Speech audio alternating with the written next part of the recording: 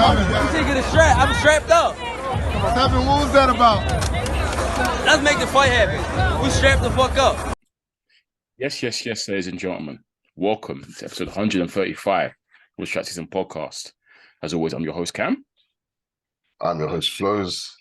And before we kick off this Titanic episode, guys, please make sure you head over to streaming platforms. If you head over to our Instagram or our Twitter, that's SZN Pod or SZN Podcast. Link in both of those platforms there will take you to where we are situated at streaming-wise. So if it's audio or visuals, we've got the Spotify, the YouTube links, Apple Podcasts, all up there. So guys, make sure you go and do that, please. You know the drill by now. But as you can see, Flowz, listeners, guy, when the visual come out, you'll see, but I'm here rubbing my hands already because you know there's a lot to talk about this week, Flowz. From reviews to previews, it's a big one. And let's not, sometimes we give it to the listeners easy before we get to the main event, but I want to get straight to the main course. Yeah, we usually start home, but let's ignore home. Let's go straight. Bun that. We'll talk about the home fight later, but yeah, straight into it, Flowz. David Benavidez, Caleb Plant. We're both mega excited for this one. We've been excited for time. Proper mega fight. Hats off to both guys for making this happen. Flowz, would you say it lived up to expectation for you? Yeah, definitely. It's a good start. Yeah. It's what we want to see from boxing. Yeah. Restored a bit of faith in boxing as a whole. Okay. Yeah. Good. That's a good start. It's a good start. Yeah, no, 100%. I agree. I'm the same as well. It's a good start. It's rare it happens, Flowz, but we were both wrong. Yeah, we're wrong. Hands up. Hold my hands up there. Hey, man, it's no shame in it. Bro, no shame in it whatsoever. What do we say? 50-50 fight. If Benavidez won, it's not a big surprise. He was favorite with the bookies anyways, so it is what it is. I want to give credit to both fighters once again. Caleb Plant, even though he lost, massive credit. That boy's tough as hell. David Benavidez, I had some questions for him prior to this fight. He answered some of those questions to me, some of them. So I want to give him a big shout out as well. And yeah, both guys put on the spectacle, a treat, a great fight. I'm gutted for Caleb Plant, bro. I'll be honest, I'm gutted for him. I really want him to get this one. I like him. I think just personality-wise, I prefer him to David Benavidez. I like his boxing ability. But I have to give major props as well to David Benavidez, man, for the way he came on strong in that second half of the fight. Obviously, we'll take you through it, listeners. But he deserved the W. There was no... I mean, you might talk about the scorecards later on, Flowz, but just overall for me, David Benavidez was the clear winner. So I've got no complaints whatsoever, man. I think he deserved that W. He worked that W, and shout out to him. Yeah, I just want to echo what you're saying. Shout out both of these, man, because in an era where people are ducking, diving, the best aren't fighting the best, we're not getting legit fan-worthy fights where boxing fans want to see it, not casuals, not general public. Boxing fans want to see something happen. This is the fight that both guys made it happen. We didn't hear complaints about, I'm the A side, I'm the B side. You saw the event was billed Benavidez Plant, but Plant came out second. Yep. So they made it happen. They made this fight happen rather than everyone waiting on the Canelo cue. They made it happen. They got in there. They fought. They exchanged words in the build-up. They hugged it out afterwards. Massive respect to it, man. Those scenes at the end, Flowz, exactly what we want to see. But is that not the embodiment of boxing? Yeah. You needle beforehand. You had a nice build-up, bro. Back and forth. But they respect all the smack in the wall beforehand, and sometimes it's genuine beef. But once you're in chair, 36 minutes, 12 rounds with someone, you go to war with someone, go to battle with them. That's the respect there between two men, women, whatever. That's where the respect part comes. And that's how you can then bury the hatchet with the needle and say, you know what? We slugged it out for 12 rounds. We pushed each other. Big respect to you. Big up to you. You put the gloves on like a man. We squabbled like a man. You know what I mean? Yeah. So, but yeah, man. Flowz, would you say, is it fair to say that this fight was a tale of two halves when we're looking at breaking down the fight now? Tale of two halves. Exactly that. Like you could say it was a close fight. And close fights tends you described as back and forth. Yeah. This was a tale of two halves. First half, Plant, second half Benavidez. It's a simple way to put it. 100%. Yeah, 100%. I would say, I think for me, it was quite clear. I think for most people as well, to be fair, well, apart from one of the judges, but whatever. For most people that were watching, the first half of this fight was Caleb Plant's. It belonged to him. He dominated the first half of the fight. The fight panned out exactly how I thought it would in terms of how it started, especially. I said it would start cagey last week, but Plant will take it because he's a better boxer. He's sharper, better jab. He'll be able to box around Benavidez and befuddle him a little bit. And for me, that is exactly what happened in the first couple of rounds. Caleb Plant came out and looked sharp to me, Flo. Started very sharply behind the jab. Good work, in and out, boxing at range. Just, coming in, pop combos, and try and get out of range again and losing lateral movement, moving around the ring. And you might not say the shots were painful shots or hurting Benavidez, because I don't think he hurt Benavidez all night. But to me, it's still scoring shots. You still count those. They're still scoring shots. So to me, the game plan from Plant from the first couple of rounds, first half of the fight especially, to me was spot on. That's exactly how he was going to have to do it, because even though he can fight on the inside, and I think he can fight very well on the inside, Caleb Plant, I think for me, the worry always was, cool, you might be a better boxer overall, but this guy is heavier handed than you. And fighting on the inside, to me, isn't wise. Or staying in the pocket on the inside isn't wise, because even though you can navigate well, in the end of the day, the power from this guy is going to tell, and it's going to really start to bludgeon you. So sitting out, and for me, I was saying, I've jumped up and said to you straight way Flowz, Plant can't get greedy. Because there were times where he was staying in the pocket for a bit too long for my liking and getting caught a little bit towards the end of the first half of the fight. Yes, that's when he started to slow down. But we'll get onto that. But for me, the game plan of in and out, combinations, fighting the back foot behind the jab, to me was spot on. Exactly what he had to do.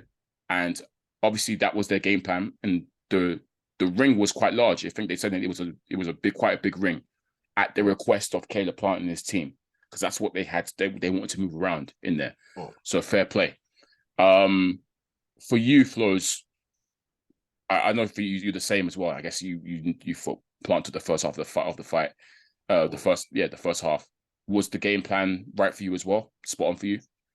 I liked what he was doing in terms of using the ring, and you know me, I like distance control where you step in to wrap people up. I'm a fan of it. Utilize it if you need to. I did worry. I said to you, it was like, if you could do this for 12 rounds, it would be very impressive, because you're worried about the amount of movement he's doing. And sometimes when he goes in to tie up, there's a risk, because Benavidez was clocking him on the way in. Clocking him on the way in. Him tying up actually, Flowz, him tying up was actually hurting him more, I felt. Yeah. The tying up. He was actually getting hit more from the tie-ups. But yeah. He used it a bit too, like Benavidez clocked onto it. So he was on the way out, in the clinch, you dig him in. On the way out, he try and crack him as well. Yeah. So he's basically a stationary target at that point. So Benavidez was trying to utilize it when he's going to clinch. So I felt like, okay, you need to be wary about that when you're going in for the clinches, because you're getting caught at points here. And obviously he has his guard down. I would have liked to see his guard higher up, even when he was moving, because while he was making Benavidez miss and Benavidez was closing the distance. So while the tactic was working for the first half, I felt it would be a tough ask to do it for 12 rounds. But what he was doing for the first 6 was working. He was winning. So yeah, it's sad, because we said it before in this pod, the air of inevitability, and that was so apparent for me in this fight, because even though I was really enjoying the work that Plant was doing and saying yes, he's got it spot on, he's winning, he's banking these rounds 4 in a row or whatever, you're seeing Benavidez start to get closer each time. And as you say, he was never going to keep that up for 12 rounds. So for me, it was like, second half of his fight is going to be so crucial, because Plant is going to slow down. And either he gets a second wind and he can dog out in the end, or Benavidez is probably going to overwhelm him in the second half of the fight. We'll see what happens. But I just had that horrible feeling that, okay, Benavidez getting closer. He's getting closer. He's getting closer. Oh, that's a tough round for him. He's getting closer. He's getting closer. But I will say this, right? Testament to Plant's good work in that first half of the fight. we've said it before, yeah, we've highlighted it before, Flowz. Benavidez, even though he's powerful, he's a massive volume puncher. That's what really gets to his opponents, to volume. And when he gets going with the combinations and stuff, it's a joy to watch. And he's throwing blistering combinations.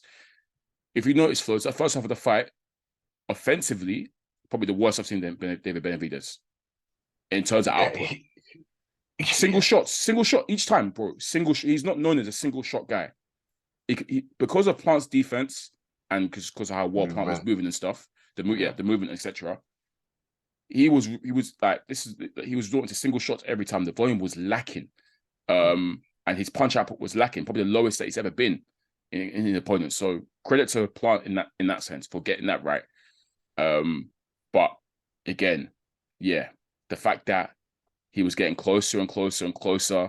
Second half of the fight now, I thought, oh, it's looking long. I'm trying to remember the first. I don't know if you can help me out, Flowz, but what was the first round where you thought to yourself, damn, like that was a real tough one for Plant? If I can get it up, because I think I've got the scoring on my phone. I think so. For me, after 6, I had it 4-2 Plant.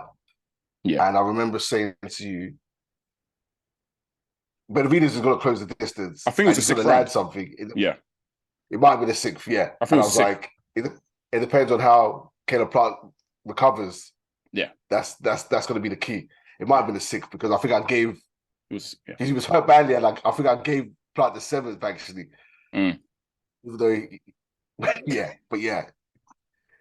he got caught and he got hurt, and it was like, yikes! What do you do from here, man? Yeah, man. Second half of the fight was when I'm there looking closely because I'm thinking to myself, okay, David, I think it was that 6th round where it's like, okay, Benavidez has arrived now. Plant is fully slowed down, and this is where it gets techie because he's going to have to use all kinds of dog and ring smarts and ring IQ and hope that second win comes to survive this because I think David Benavidez himself knew he was down on the scorecards, and that's when he started to really go to work. And it was peak for me, Flowz, because the good work that Plant was doing in terms of the in and out stuff and not getting too greedy, just because of that slowdown, it was all nullified, I think, Flowz. Now Plant is there getting regularly caught in the pocket.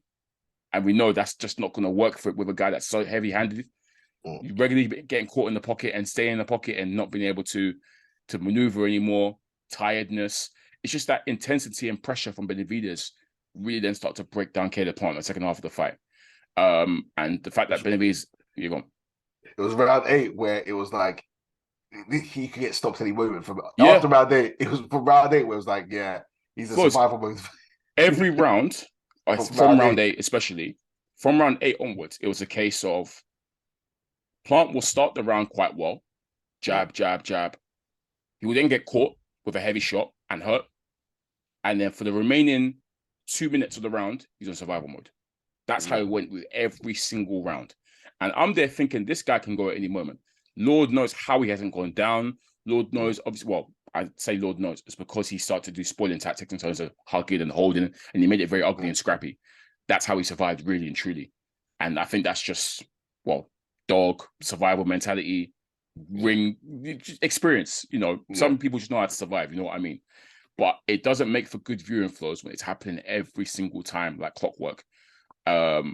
Face all bloodied up. I think it was from an accidental headbutt, but yeah, he's looking a hot mess. And there was I think there was one round of a later round, maybe round 9 or something, where I actually gave to Plant. But I said to you, it's peak because even though for me, Plant won that round, David Benavidez is controlling the entire story of this fight. He's won the story of the fight already because it got to the point where in the second half of the fight, where David Benavidez was literally just walking down Caleb Plant. He was daring him to hit him. Hands down. Man, beat this shit hands down. He was like, come on, hit me. Smiling as well. Not so rude. Nothing Caleb Plant could do was even dented him. Just walking forward, getting caught, but then landing one big bomb, and Caleb Plant now spaghetti legs, looking to hold and looking to run, kind of, retreat. It was peak. So from when I saw that he was controlling the story of the fight, I said, this is over. Judges they're not gonna take it. It's finished. I knew it was time from the 8th round, bro. From the 8th round, I knew it was over because I said to myself, look, even though Caleb Plant might win a round or whatever, they're not going to see this. The crowd are only responding to the big shots that they've been. Nothing Caleb Plant is throwing is denting this guy. It's not even. He's not. And it got to the point where Benavidez, Plant's offense was so telegraphed that Benavidez wasn't. A lot of it wasn't even landing towards the end. It was just gloves and whatnot, or just it was getting caught on the high guard, etc. Yeah, man. The second half of the fight, I'll be honest, Flowz, Caleb Plant got pummeled. He got pummeled. It was a pummeling. It was. Yeah, certain portions of each round. To be fair to Caleb, that 12th round, at the end of it, he showed heart there. I'll give him that. But bro, he showed heart. He showed heart throughout. But he actually tried to win the 12th round. I'll give him that. But he was not like he wasn't even landing. He was landing at stuff. Like he'd land what looked like a big shot. He even made David Benavidez like back off at certain points, but it was just catching him off balance. It wasn't hurting David Benavidez at all. He weren't like, oh, damn, he's hurt. Because you just be because it's quite awkward, Benavidez, in terms of we mentioned it last episode. The better technical boxer is Plant. David Benavidez would throw shots, winging misses. Yeah, he throws shots off balance as well. So when he got caught off balance, he wouldn't even be hurt. So it's not even like, you can bounce on him here. You just come right back in front of your face. So yeah, it's scary. Like I was impressed with Benavidez. I was impressed with Plant, but I know what Plant can do. Yeah, I think Benavidez we saw. Yeah, Flowz, what did he show you? Because I know you said you had a lot of questions, whatever, about him in that fight. What did he show you? That you think fair enough? I'll give you that.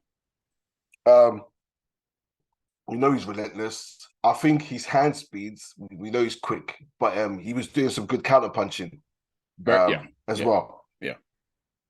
Because usually we just know he hunts people down. Unload. Unloads them. But he was going for the counter punch, and his hand speed within that counter punching was impressive. It's not just the hand speed of combinations, his hand speed in terms of reaction time. He's quick. To try and counter punch. He's quick. I was impressed with. Yeah. His defense was, I guess, but it's not that I didn't think his defense was. He gets hit, but his defense was slightly better, and I think that's because he's in with an opponent he respects. I think I said in the last episode, when you're fighting foods, you treat them like food sometimes, and I think that was the case with him. Yeah, where he doesn't respect them as much. Yeah. But then I think we clocked on. Plant can't hurt me, so he's just going to walk free him in the second half of the fight. So that impressed me. And I think we know he's a talent, so it's not like I'm seeing things brand new. Yeah. But, just seeing him implement it in this fight, it's like, okay, that's good. I like that. I like that a lot. For me, Flowz, it was a defense. I think that I probably was most. Like I said, I knew about his hand speed. I knew about his combination punching. I knew he's big. I knew he's big, but I think the defense, for me, was better than what I'd seen of him before against a quality operator. He was good with his glove placement, high guard, catching the punches on his gloves.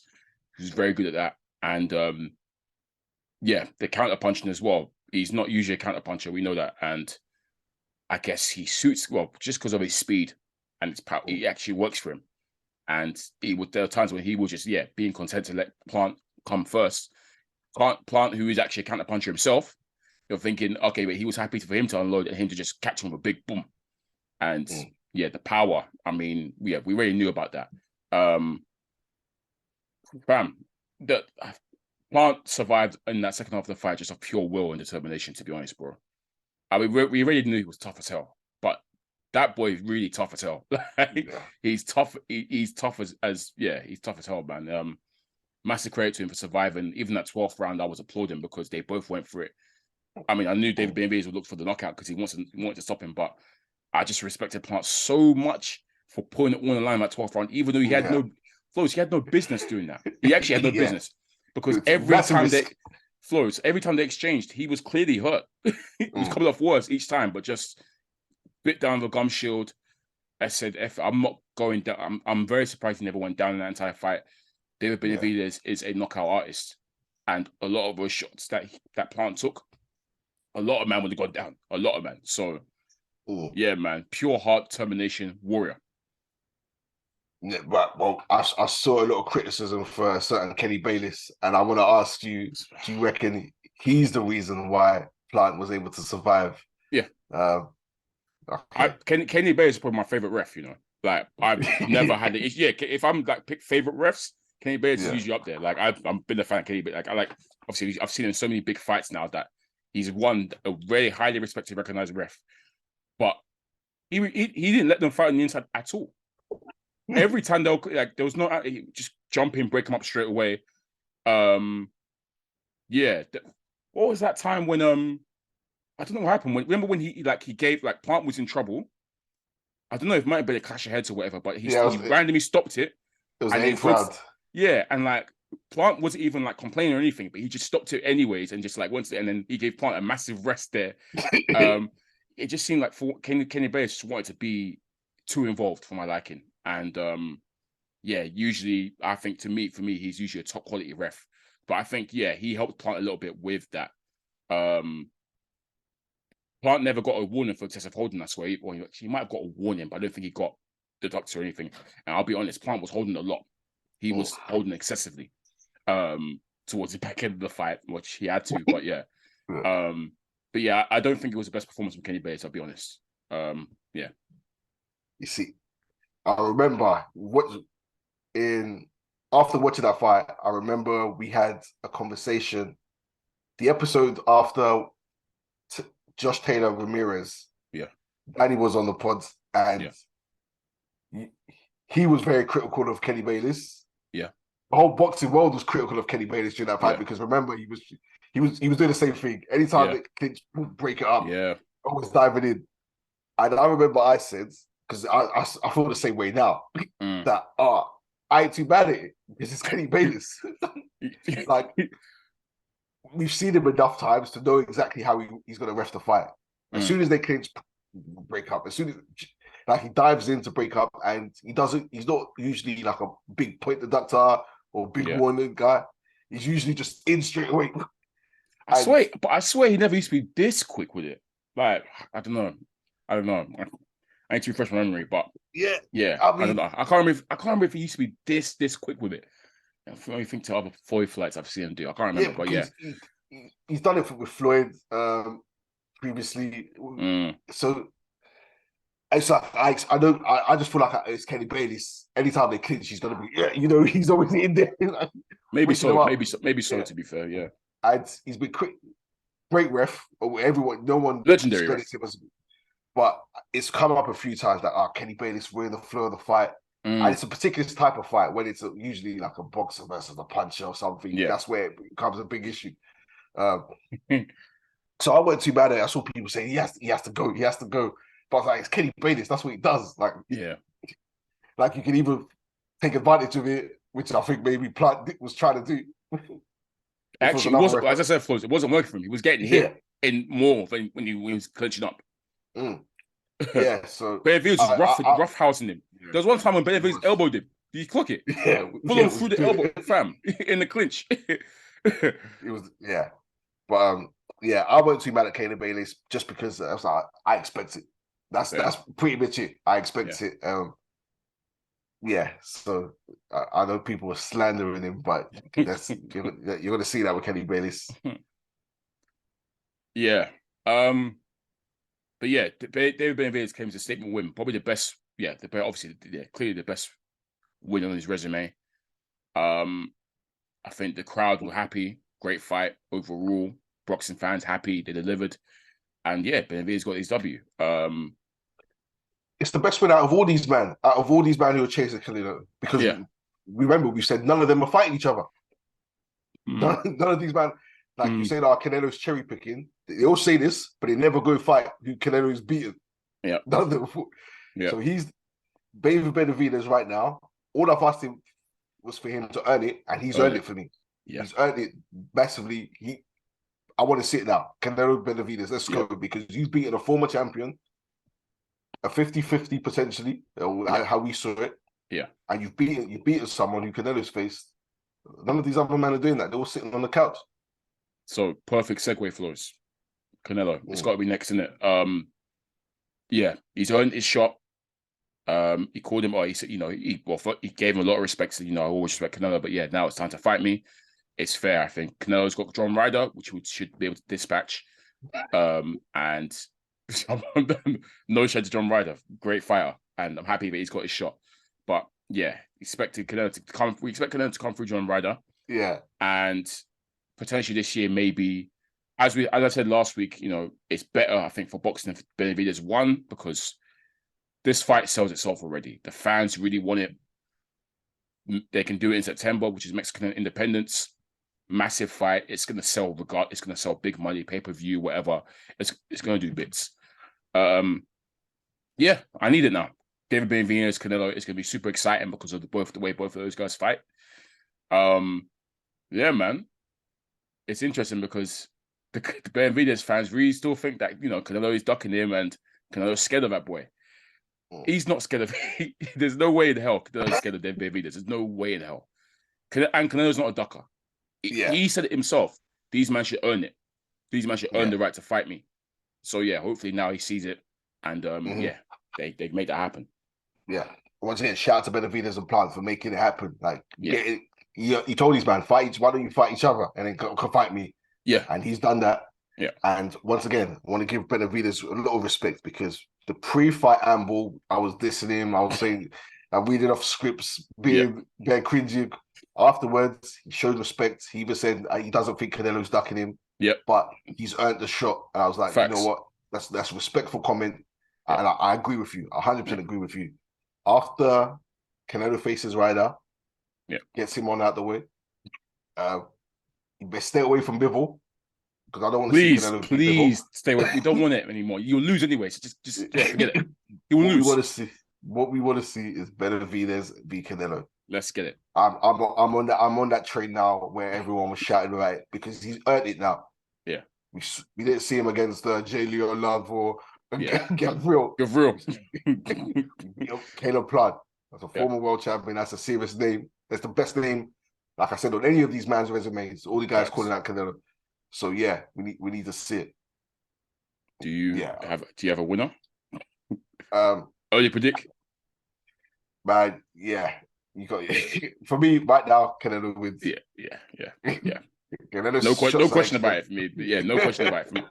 Yeah. Hey, look, Canelo's different animal. Yeah. And all I'm saying is, if Gavril put you down, boy, you better not get caught clean with Canelo. That's what I'm gonna say. Because that guy's breaking faces. So if you're gonna put a Plant down, after landing all those shots. Hey, if it gets made, we'll talk about it, because to be fair, the size difference is crazy. But yeah, we'll see. Shout out to Benavidez, man. Great W. Hopefully we get to see that Canelo Plant. I mean, hopefully we get to see that Canelo fight some point later on this year. Canelo Plant, I hope he takes a long layoff, tough fight. Nice little layoff. He's earned that. And I still want to see Canelo Plant again. I'm sure he will still get another shot again. With his other guys. So yeah, he'll be back, I'm sure. But he's done himself no harms there. His stock hasn't majorly dipped in my eyes because of that, because it was just a great performance for him, but just lost to the better man. Simple as. Yeah. And he's not out of the picture. He can go beat a Charlotte, face a Charlotte, beat him, or face a Boo Boo. Well, Boo Boo, if Billy Joe comes back, I don't know. But yeah, he's quite a few people things he can do. Look, I'll watch a rematch between Benavidez and Plant. I'll watch it. I think that was a great fight. Tale of two halves. It'll come down to strategy. I think Benavidez was the better man of the night, no doubts. Yeah. I scored it 7-5. I could see 8-4. Yeah. Some people said a draw. Yeah, 7-5, I think. Yeah, no, 7-5 was mine. So yeah. Cool. All right, folks, we put it off long enough. We got to talk about a certain home card that happened yesterday.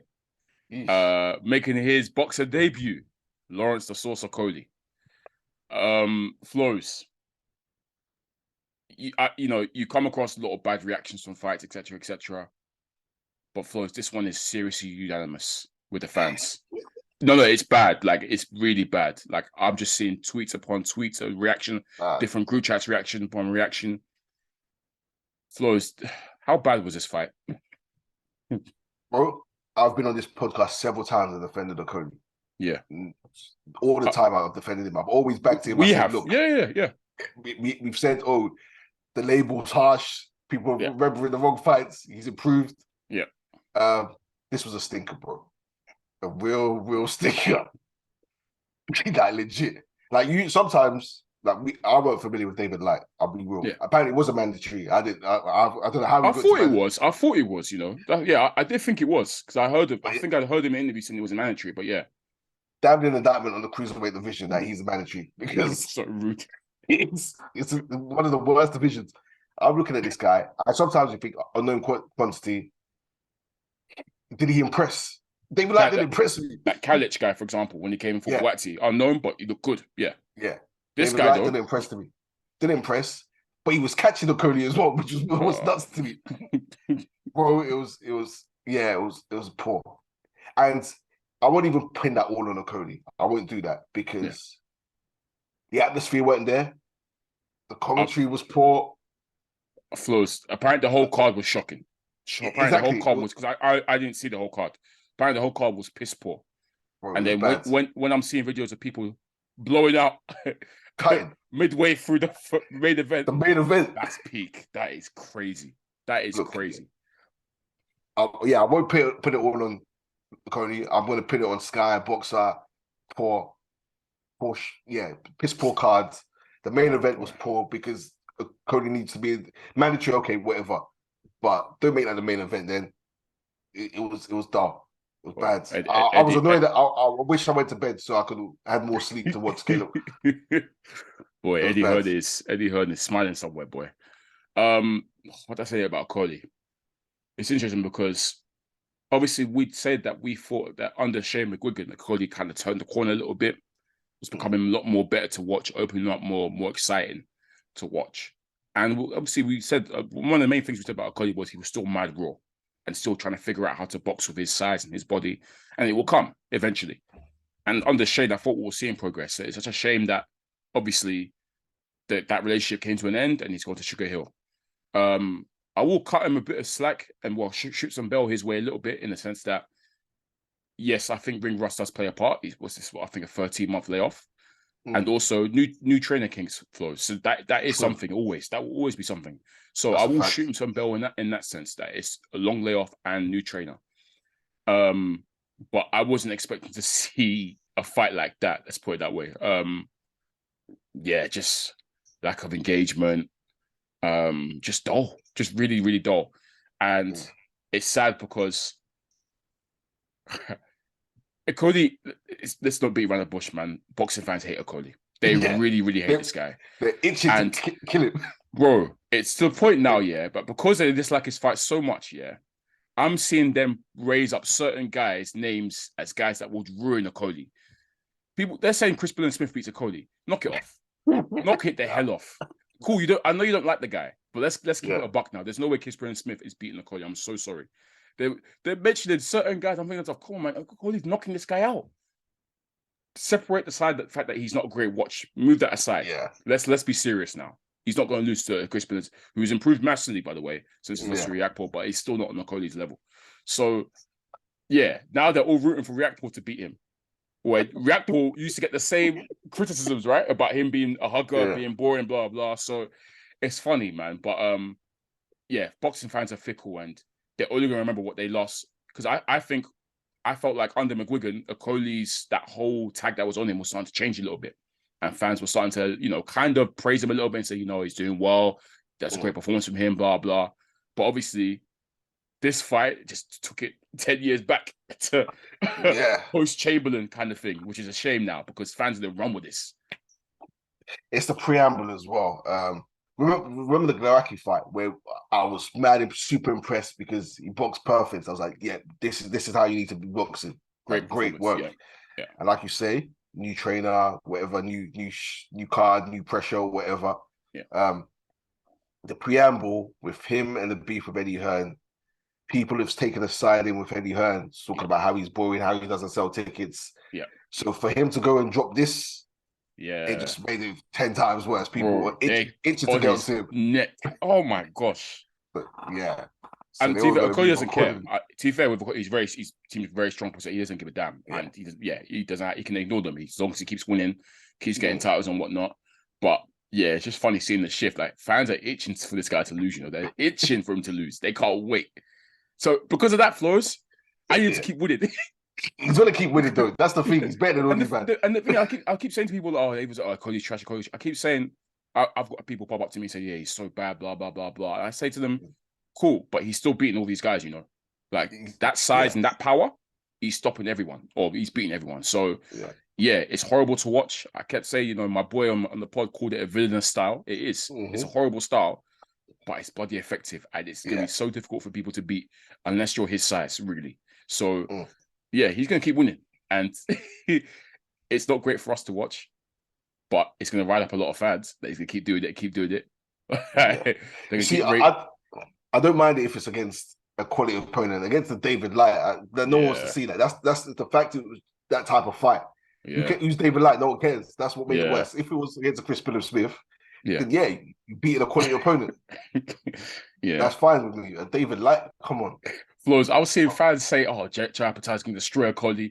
I'm there thinking, brother, you've never watched a single Jai Apatai fight. Stop lying. But I'm not saying he can't. Obviously, Apatai's a champion. He might be able. I mean, that performance of Ramirez showed that Apatai is serious. But I know for a fact that people saying Apatai can beat Okolie, they've never watched Apatai fight. They're just saying it because they don't like Okolie. But yeah, man. I just hope his next fight. We rate Okolie, so it's regardless of what you say about entertainment or not, the guys he fights and he wins, and he couldn't win. I said effective. Against Usyk, he would have done a better job than AJ. Yeah. do you think he's letting Usyk dance around him? My man's come in. What did him? Leaning on him, yeah. For real, man. For real. Oh, villainous style for real.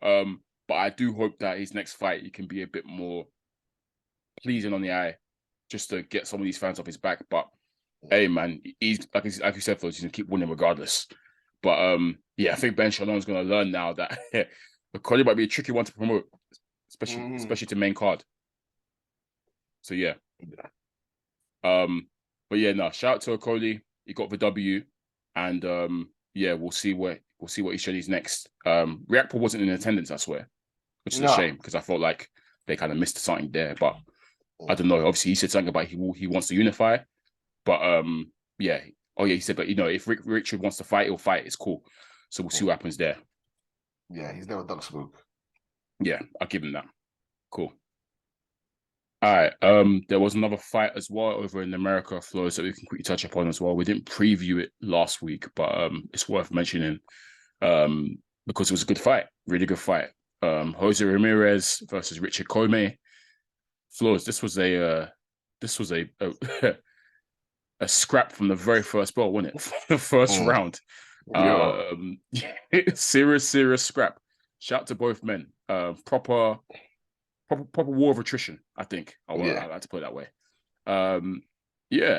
Shout out to both these guys. It only lasted 11 rounds, but both these guys, there was no feeling that process. You get this with some of these these lower weight fights, where they just go from the first bell.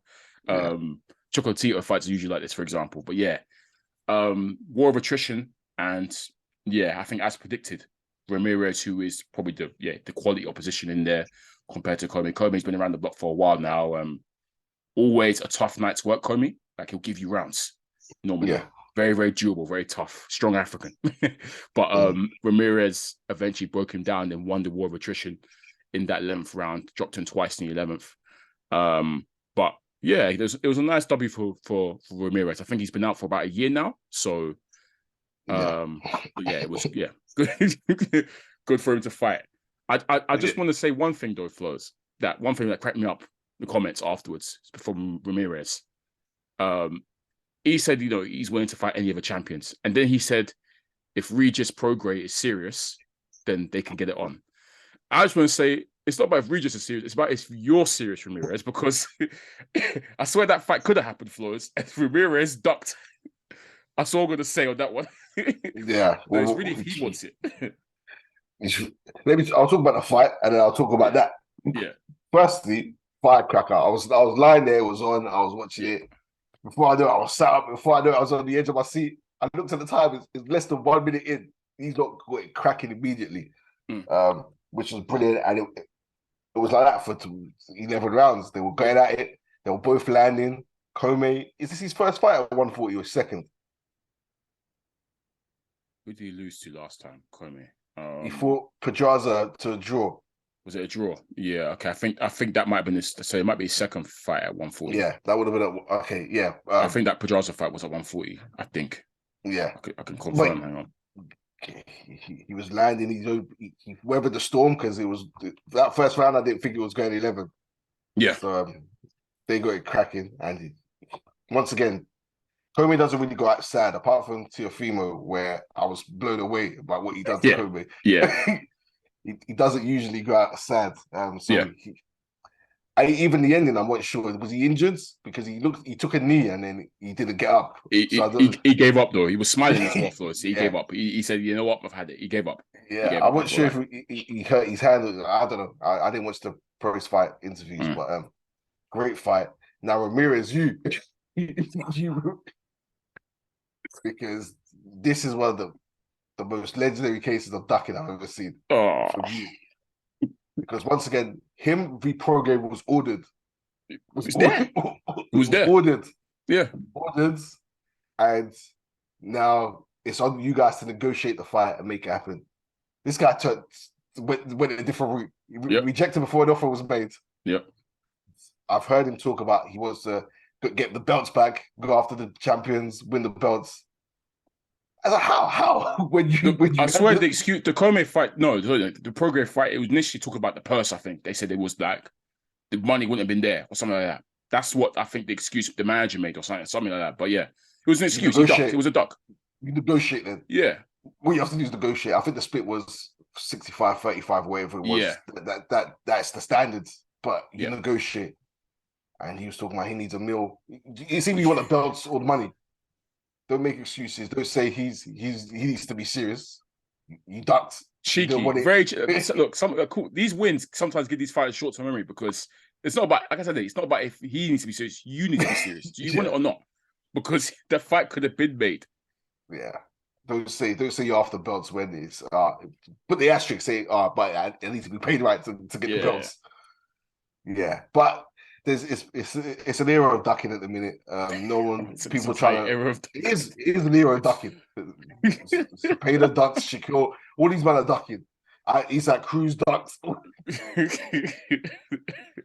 Tyson Fury. We'll get on. In fact, we need to get on to him after. No, we will. We have to. All the era of ducking, man. Duck season for real. Yeah, man. Look. I'm not going here to bash Ramirez. He's a quality opponent. Great Unified champion. Brilliant. World-class fighter. So I'm happy that he's at 140. He's kind of, announced himself now. He's got, he's dipped his toe in. He's here. So as we said, Flowz, it's a loaded division. We need to see these fights once again, just like what we did with 135. Yeah, we need to see these fights at 140 as well. He's like I said, dipped his toe in. He's very established at 140, ex-champion at 140. So I was thinking of someone else. But yeah, so he's around. He's only lost once. He was to Josh Taylor, but in a brilliant fight. But yeah, man, I want to see him against these other guys now. It's time for him to, crank it back up again. And if he does want the titles, you know who to see. If it's money you want, 140 is going to be the best division.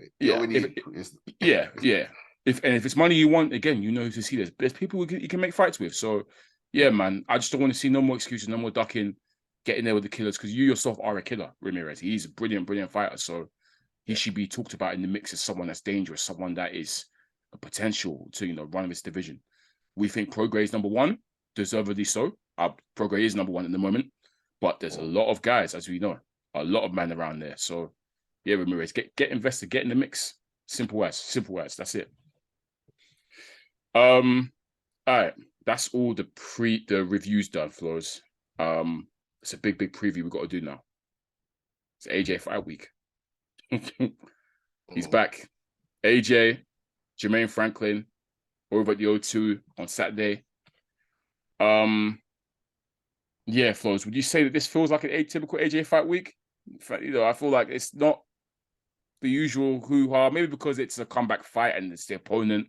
But normally your AJ fight is a lot of hype around it, blah, blah. But I guess you can say the 2 losses have hurt AJ. The 2 losses, back-to-back losses, have kind of hurt his style a little bit. Don't get me wrong, he stole the money bags of the division. He stole the cash cow. But obviously, yeah, Star has fallen. There's no 2 ways about it. They're not going to kid ourselves. Star has fallen for sure. When you're seeing reports that they're even lowering the ticket prices because they're struggling to sell it out, that's, clear signs, I guess, that Star kind of has fallen with the AJ. But we know it's still going to do big numbers. People will tune in eventually.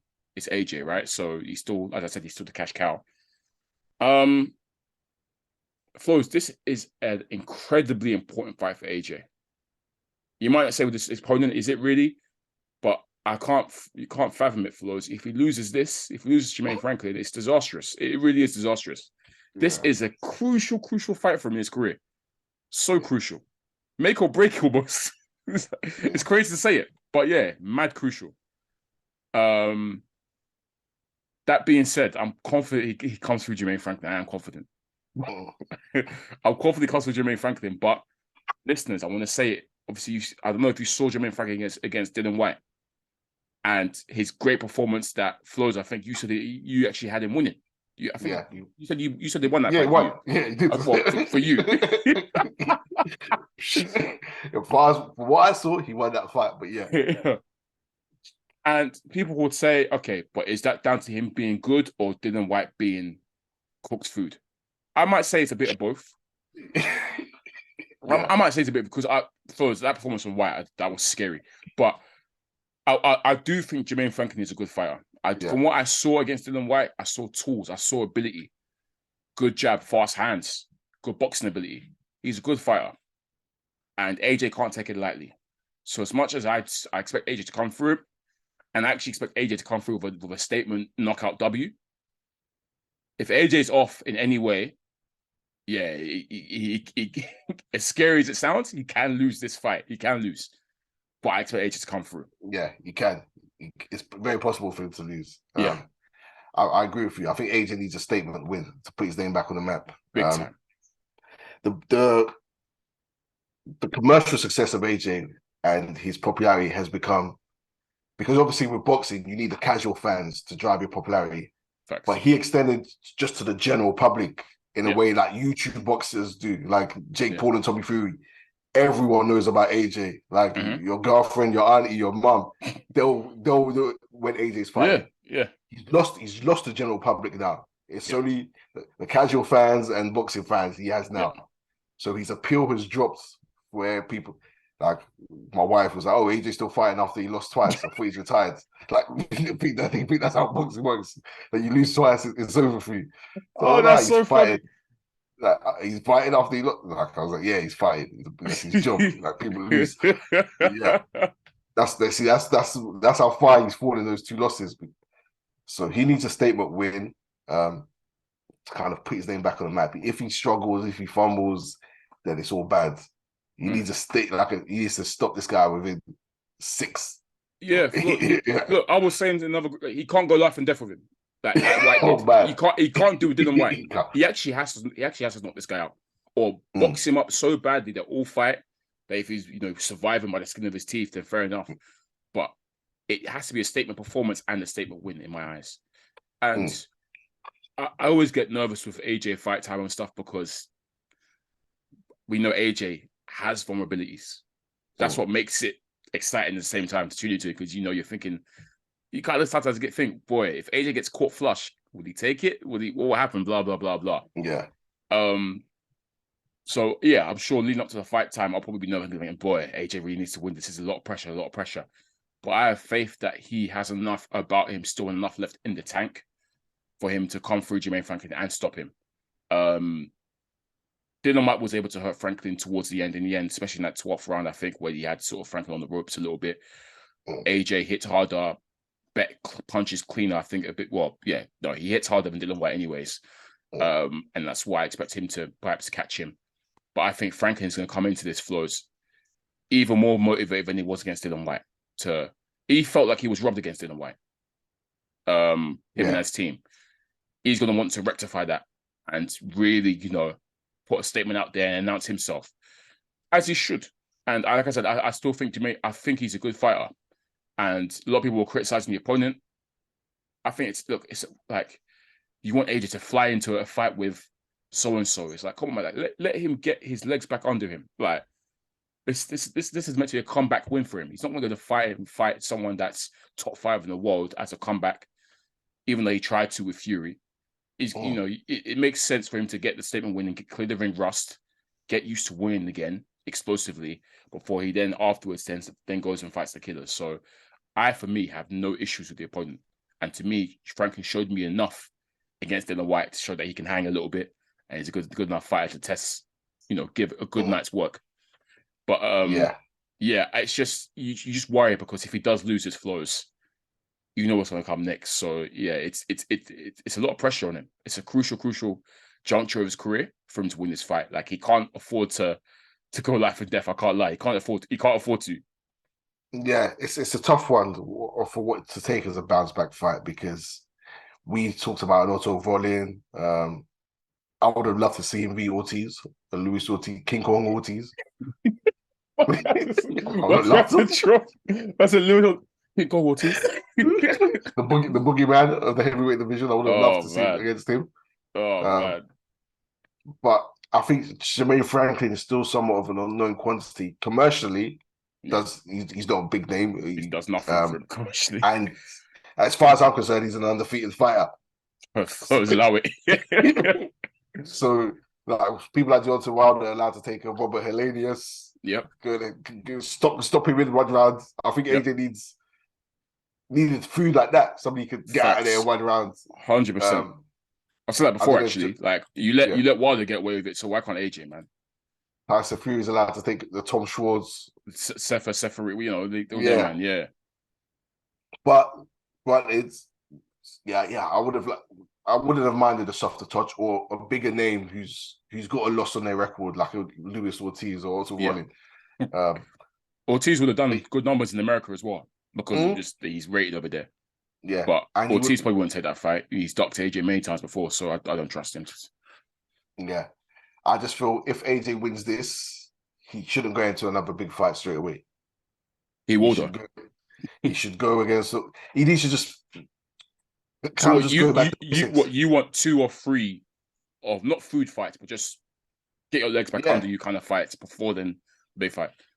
We build the run that got you popular when you're stopping people, knocking people out. We build a bit of get that aura get a bit of aura. Yeah, start knocking people out, getting them out here, and then be like, and then people say, AJ. People start saying AJ's back. Bully AJ. Yeah. So start knocking out the people who've been getting knocked out, that kind of thing. Start legit cherry picking. Yeah. I'm not saying cherry pick, but it builds. Yeah, I know what you mean. All roads still lead to you in terms of cash. All roads still lead to you. Yeah. So, and these guys have been avoiding you. They've been making excuses not to fight or whatever. Yeah. But they're cherry picking. Like we're not getting the fights we need to see, so get active. That's what I'm really saying. Get active. Stop rather fighting twice a year. Fight boom, boom, boom, and then in that time we'll be like, okay, now people start demanding it more because do I believe Tyson Fury AJ happens this year? No. Do I believe AJ Wilder happens this year? No. Nope. Look, Flowz, we know who's going to be next. First of all, I'm desperate for a good AJ performance just to get people talking again. So I really hope he pulls out the bag. Look, there's 3, and it's commendable what you're saying, Flowz. I understand what you're saying in terms of you want him to fight, maybe 2 or 3 guys that are winnable in that sense before he goes on to a big fight. Well, to me, they're winnable. Luis Ortiz or Wallin is who I wanted to see him in this year. Yeah. I feel like it's going to be this, and then it's going to be AJ's. Look, there's 3 opponents for AJ. That's potential opponents. It's Deontay Wilder, Tyson Fury, and Dillian Whyte. The first 2, I don't think are going to happen. Not this year, anyways. I just thought negotiations been tough, long, back and forth, all that kind of stuff. The 2 sides hate each other, whatever. Dillian Whyte's probably the most realistic. Both matchroom, both happy to get it on again. Both at that point of the career where it's like, boy, I need to go. I've got one more last proper run at this to try and get something before I cash out. I feel like after this fight, we're probably likely to see the Dillian Whyte fight for both of these men. I wanted that fight I wanted that fight big time, back when they were sort of both in their pomp, let's put it that way. But obviously, more so on the White side, after seeing the performance against Franklin, which again, scary. I'm there thinking, boy, what is White got left? You know what? Before I see AJ White, I need to see White fight again. Just to let me see if I was just a bad night or one-off, because it was scary, bro. It was very scary to me. So yeah. But that's what I thought was going to be shipped next, Flowz. White AJ. I'm not mad at it, but it's just I know how they're going to try to sell it. They're going to try to use it as a cash grab, and I don't want no cash grabs. Yeah, like, to be honest, Dylan White's a good opponent for AJ. Yeah, because we've seen him stop. We've seen the bottom of his shoes numerous times. It's just that I just don't like this. The version of White I saw against Franklin was just like, I'll prefer AJ to fight the bet. I'll for them both be at at their best kind of thing. But yeah, I feel like they're both on White might be on the decline. AJ, we don't know, could be on the decline as well. So boy, yeah, it'd definitely be a cash grab. Yeah. Yeah, but it's good. It might get his name back, but once again, it won't give him. He won't get the credit he deserves because he's already stopped Dylan White. He's already beaten. And then they'll also say that this White is he's looking terrible. Like, why are you beating the finished White? So yeah. He gets no props for that. It's a cash. It's going to be a cash grab. It will sell though. It's going to sell big time. Yeah, it will. Yeah. And to be fair, it'll probably get his confidence back if he stops a White. But in terms of what I want to see, maybe selfishly, is the other man, the other Ortiz. The names that people are talking that they could do AJ something, because no one thinks White's going to be AJ. So those names are what Wilder, obviously. Wilder. I still a lot of man. I want to see it. Still 100% still that Wilder knocks out AJ. But I think I want to see that I want that to be built up still. Yeah. I don't want it to jump in Wilder next. I don't think it will happen. I think a lot of Wallin and Luis Ortiz and then them, man. Yeah. Either one of those two and then them, man, because then it's like, okay. I don't think they'll look at any of those two. I don't think maybe Wallin. Yeah. Luis Ortiz, probably not. maybe Wallin. Maybe Wallin, but even that, I feel like that's a small chance of that one, I'll be honest, Flowz. Yeah, we're gonna get what we get with AJ. I just want him to be active. I want to see him active. I want to see these other men active. Even Wilder, I want to see him active. I want them to be active, and then it's like the demand's there again. It's not like, oh, we're late with this, so we're gonna chuck it at you. Yeah, I want, because boy, it means nothing now. The fight we wanted to see undisputed. It means nothing now. So build it up. Now you can build it up. Yeah, they've both lost. They've both been stopped. Drops. Yeah, AJ wins this. I feel like they'll throw offers out to Tyson. They'll throw offers out to Dylan, and Wilder as well. Yeah, and just one of those out of the three options, we know which one is the easiest to make. Yeah, that's going to be so quick and easy. Like Tyson and Wilder, they've tried before. It's been long. Kind of a segue into Tyson Fury, to be honest, because Flowz. Actually, before I speak about Fury's prediction, I think AJ stoppage. What about you? Do you think he stops him? Yeah, cool. Yeah. That's it. Do I think so? Am I being hopeful? I think, frankly, we'll give him trouble. From the iterations of AJ we've been seeing that. Yeah. But he's with a new trainer. We want to. Said that before? First time seeing with him, Derek James. Good trainer. I hope we see the Charlo boys and Spence in the crowd. Yeah. Let me go with. I believe AJ will knock him out. Yeah. Let me say that. I think AJ will stop it.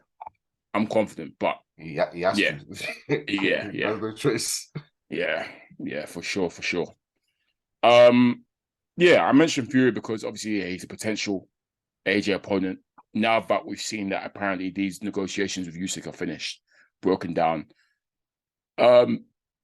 We've been saying it for years, Flowz. It's coming to sound like a broken record now in this pod, that we feel like Tyson Fury has been calling the British public, or just general public, worldwide public, in terms of his antics and the way he approaches negotiations to fights. Does he truly want these fights? And I don't know. I've been called a Tyson Fury hater. And I'm just like, no, I'm not even hating on Fury. I think he's an amazing boxer. But I just don't like the way he conducts himself outside the ring. How he constantly contradicts himself, says one thing and does the opposite thing. And when it's negotiation or fights, why is he the only one that's always throwing out these stupid deadlines? Only him. No one else does this. Any big fight, you're throwing away. A massive fight, you're putting a 2-week deadline or saying something's going to be signed today. Like, come on, man. Which speaks to me and me saying that he doesn't truly want these fights. He's just using it as clout, attention, and fighters are now calling his bluff, and the fight still isn't being made. Yeah. So, yeah, man, for me, I think we've been awake for a long time, Flowz. Our Sharingan been activated for a long, long time when it comes to Tyson Fury. But now I feel like the public are now starting to finally cotton on, and we're now seeing a lot of people criticizing him for the first time. And it's just like, guys, you finally woke up. Welcome. You know what I mean? Like, welcome. Look, you know what? Fair play to the people who actually said, you know what, maybe AJ was right and cooking him. The ones who were saying, I thought Fury was this. Now I'm finally seeing, because a lot of people are silent. A lot of man is not saying a word. Everyone's clocked on now that Tyson Fury talks smack. Big capper. He says this, says that, says this. And then when it comes down to it, he's bluffing. He doesn't mean it. When his own promoters numerous times said, we're going to go back to Tyson and speak to him to try and convince him. Yeah. Your promoters having to convince you. Yeah. To get back on the negotiation table. Yeah. You say you don't care about money. You say you're not doing it for money. And then, let's look at his track record in terms of bottling fights. It's extensive. Yep. Pulled out of the Klitschko rematch. Yep. That was signed. Pulled out of that. That was signed and everything. Yeah. Yep. It was meant to happen. So frustrated Klitschko had to do another camp to fight AJ later. Yeah. Remember recently, Deontay Wilder had to take him to court to have the first fight. He tried to pull out of that one. Yep. Was busy trying to negotiate other fights. Yep. And told us he had the fights are on, and then boom, that fight's cancelled because you've got another fight you're meant to legally. Dylan White recently had to petition with WBC to have the splits increased. Yeah. And that caused the whole issue. Yep. Because it then had to be White, not call his bluff, but White had to take it because he wants a shot at the belt. Mm-hmm. But he moved the goalpost there. White had to take it, and then he complains. AJ, here's this, take this. AJ has to take it. You have to sign tomorrow, tomorrow, deadline. Keeps making negotiations hard as hell, causing issues, moving goalposts, requesting stupid splits, but he doesn't care about money. So yeah, Joker. So now with this Usyk situation, they've been going back and forth for the last couple of weeks, negotiating. They rejected, I think, it went from like 60-40. Well, Tyson was I thought he demanded 60-40 at first. Yeah. Bearing in mind, guys, that Tyson Fury has one of the belts. Just one. Just one. Just one. Out Usyk has the other three. So out of three. So again, there's 4 belts.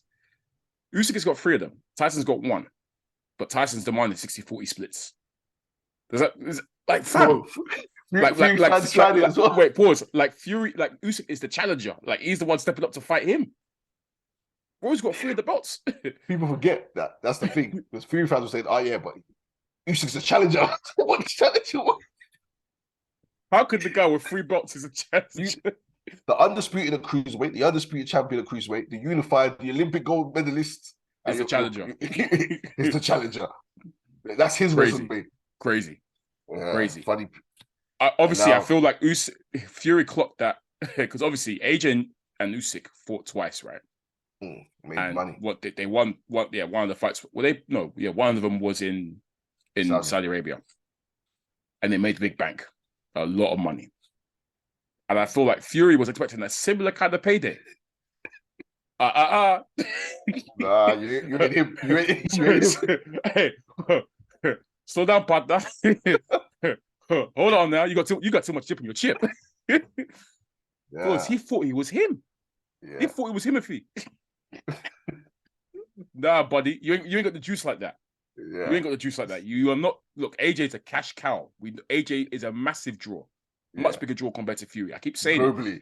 People kept trying to say, "Oh, Fury's on par with AJ in terms of draw." If he's more of a draw than AJ, impossible.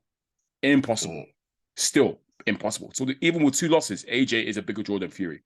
And the fact so the money AJ accepted 35% as well. He accepted that. So the money wasn't money in Saudi Arabia. So that's when Fury then came again with another crazy split. So scrap the 60-40. He then said, what, 70-30? Today. I was going to say, and it has to be today. You have to sign it down. Otherwise it drops. I said, this guy's insane. I'm there thinking Usyk ain't going to accept this. But fair play to flipping Usyk, he did. He said, cool. You know what? 70-30? I accept it. I think Usyk, for his own stipulation, said, look, you have to donate $1 million. Because he quoted Fury, saying, look, you've said bare times that you don't care about money. So $1 million of that, what you're going to earn, you donate to Ukraine to fund our war or whatever. Cool. I thought that was funny. But yeah, essentially, Usyk accepted the team. They accepted 70-30. Again, I'm there thinking, you know what? Hazard to Usyk clearly shows that he's happy to fight this. And Fury, he said there should be no rematch clause either. I think that was another of the stipulations, right? No, that was a separate video. That was a completely separate video. Yeah, this is after he accepted. Yeah. Okay, cool. So after 70-30 has been accepted, you're thinking fair play, Usyk. You're the one clearly that's trying to get this fight over the line.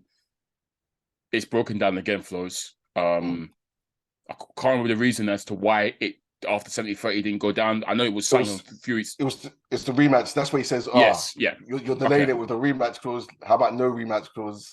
And then Usyk done his video saying, it's your team who's asking the rematch clause. But they were negotiating the rematch clause, and Usyk said, okay, we'll do 70-30 this time. Yeah. But the rematch, winner, it reverses. So if I win and we do the rematch, I get 70, you get 30. Yeah. And I think Tyson Fury said no. Yeah. I think he said it goes to 60-40 or something stupid like that. That it was a rematch, that he gets 60 or something stupid like that. Look, essentially, just to summarize, listeners, Fury's been doing this whole bully, I'm the big boy here, bully boy tactics on the table for his entire negotiation period. And Usyk actually called his bluff and accepted it. I truly don't think that Fury expected Usyk to accept. Same with the AJ situation. And why when they did, it's like, oh crap, scramble, mess it all up, basically. That's what I feel like has happened here. Again, as we've seen this multiple times with Tyson Fury. So it's not a one-off thing. It's happened multiple times with him. That's what makes me to believe that is really him and his team making it difficult. And I actually think Tyson Fury beats Usyk. I've said it many times. I feel like he beats Usyk. But I do think that Fury himself knows that Usyk is a big danger to him. Yeah. Big danger to him. And it's peak as well, because he knows the blowback that he's going to get if he loses to Usyk, because he spent this entire time calling Usyk a small middleweight. He spent all the time rinsing him, saying he's a middleweight, he can't hang with me. So the pressure is huge for him. I do think he beats him, but I do think he's a bit worried that he is a lot better than he thinks he is, and you can give him some trouble with there, which is why he's moving like this. He's openly said previously a number of times that he has no interest in fighting Usyk. Yeah. That if Usyk beats AJ, he still wouldn't fight him. He said. Yeah. He said he doesn't want to fight him. That no one knows who Usyk is. He said he's a middleweight. He always says I'm not interested in beating middleweights. And so that's take for that what you will. But all I know is that Fury's track record in making negotiations difficult, moving goalposts, making it almost impossible for the other side to accept, and they've accepted. Yeah, it tells you all you need to know. And people are now saying, maybe AJ was right. Yeah, people are getting on to him. He was right, man. He was right, man. They're pulling up the receipts. Flowz, if you ask me, because Tyson Fury can legit retire any moment. He's that kind of guy. He's unpredictable. He can just turn around and retire. I think his legacy is harmed by this. I'll be honest, Flowz, because the chance for you to be the first undisputed champion in the football era is there. If Tyson Fury beats Usyk, I've got no qualms in putting up there with the GOATs. Might even say he's a modern day GOAT. Like, I've literally got no issue with it, bro. Four belts, heavyweight division, that's insane. So it's the legacy move is right there. And he'll get paid well from it. He will get paid from it. Especially if they put in a rematch clause. he'll get paid handsomely, acting like he won't get nothing. But the way he's moving like this, to me, harms his legacy, because if he does go and retire now, Flowz, it's just, you look at the resume, because AJ right now has got better resume to AJ's resume is better than his right now. Yeah. It's better than his. It's Klitschko and it's Deontay Wilder. That's it on his resume. That's it. So if Fury goes and retires now, the legacy is it's definitely not as good as it was, because you own one belt and you're there fight. No. To me, it's not it. It's not it. And the peak thing is, his fans are starting to look stupid. Like the fanboys, let me not say fan, the fanboys of him who defend him say, "Oh, he's beating everyone." Yeah, he hasn't beaten everyone. So don't say that. Oh, Usyk's the challenger. Usyk's not the challenger. Usyk's side are the one pulling out. Look at Usyk's track record in making negotiations. Facts. His last 5 fights, Usyk goes everywhere. He fights all around the world. Hometowns, beats them in their hometown. Yeah, does it all the time. AJ Bellew, he was the B side. He does it all the time. He makes fights happen. It's on you. It's on you to make this happen. Legacy, whatever you want is. You say you don't care about belts one day. You say you don't care about legacy. You say you don't care about money. Yeah. Whatever it is, you decide make this fight happen. I'm just happy. I'm just happy that the people have caught on, and we're seeing a huge shift in terms of people that are realizing that Fury has been leading people on the merry dance. And it's a shame, but I'm happy that they've caught on now. Eventually they got there. So happy days. Fury, just do the right thing, man. We want to see these fights. Stop making it difficult. If he doesn't make the Usyk fight, then there's only one other option. It's AJ, to be honest. But I just know that the negotiation will be difficult once again. But that's the only other option. If it's not Fury, fight AJ. But really and truly, the beeline to be great, to truly be great, is right there. You just got to beat one more man. That's it. One guy. That's what you got to do. Hey. Yeah. Shout out to Alexander Usyk, man. Yeah. Real champion, real warrior. From day one, he used to look, I just want to unify. I want to be the best. I want to become undisputed. That's all he wants. And he's willing to take 70-30 is egregious. Yeah. Ridiculous split. But he took it. Just named his resume and who he's beaten and what he's achieved. He took it. So that says to me what he's about. Real G. And they're the ones who pulled out the negotiations because of the way they were messing around. So just want to clarify, it's not like Tyson Fury pulled out. Usyk's side pulled out because they're bending over backwards. They're pulling down trying to pull down their skirt or whatever, their pants. Hey, yo. That's crazy. That's wild. That's crazy. Pause. But yeah, so he's had to pull out pause. And move on. So it seems like the bar, and he'll piece up the bar. Out there. It's the bar and Joyce, isn't it? Yeah, Joyce. I will say this, Flowz, if they do get it on eventually, Fury and Usyk in a new fight for the 4 belts, and Usyk wins, he's the greatest of all time. I'll just say this straight away. Facts. No, facts. He's the greatest of all. I don't care, because how could you become undisputed cruiserweight and then move up to heavyweight and become undisputed? Is that not insane? Did Holyfield do that? Holyfield done that, no? No, but I'm talking 4 belt era. But yeah, okay, that's what I mean. Yeah, that's what I meant. Yeah, 4 belt era. That's crazy. That's like you can actually give him the GOAT title, from that. And especially look at who he beat, all the champions he beat. Yeah, when you look at his resume as a whole, where gold medal, traveling, and also a legit world champion. Entire boxing resume in terms of amateur days. 2-time gold medalist, 4 cruiserweight belts, 4 heavyweight belts, and he's only 6'3" or whatever. You have to actually say that he does, and he doesn't even carry power like that. He doesn't knock people out like that. He's not knockout ice. You got to think, mate, fair. This guy actually might be the GOAT heavyweight division. If he does, crazy. Joshua Fury, yikes. Yeah, crazy. But yeah, Tyson Fury, man, very annoying guy. He's lucky he can box because boy, he's jarring. He's very jarring. But we said it before in this pod. We're always up early on these kind of things, Flowz. Listeners, listen to us more. We're not hating. We're just spitting. We're saying what's there. We're spitting the truth. That's it. Yeah. But yeah, I think unless you've got anything more to add, Flowz, I think we could wrap it up there. Very comprehensive episode. This has been episode 135 of Strap Season Podcast. Once again, I'm your boy Kam. I'm your boy Flowz. And peace. Keep staying locked in. Keep supporting all that good stuff. Peace. I'm taking a strap. I'm strapped up. What was that about?